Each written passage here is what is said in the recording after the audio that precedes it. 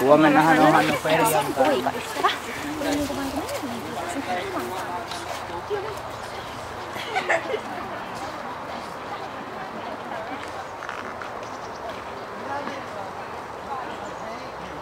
Emma, tuuks sä? Joo, oota.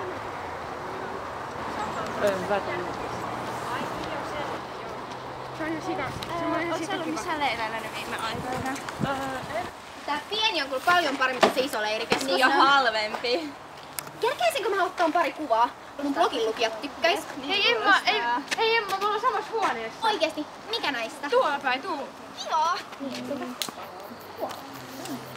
Hei, no äly hyviä. Kiitti Emma. No ole hyvä.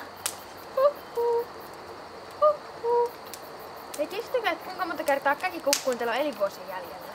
Oikeesti. Mä oon kuullut ihan hirveästi kaikkia muita, jotka liittyy luontoon, mutta en mä koskaan ole tätä kuullut. Esimerkiksi Hei hiljaa, mäkin haluan kuulla sen käen. Kuunnellaan vähän aikaa. No, ei se nyt varmaan kuulu. Tiedättekö mitä? Mä haluan sitä käestä kuvan. Mä tuun nopeasti takaisin. Moikka! Joo, mutta on varovainen. Selvä!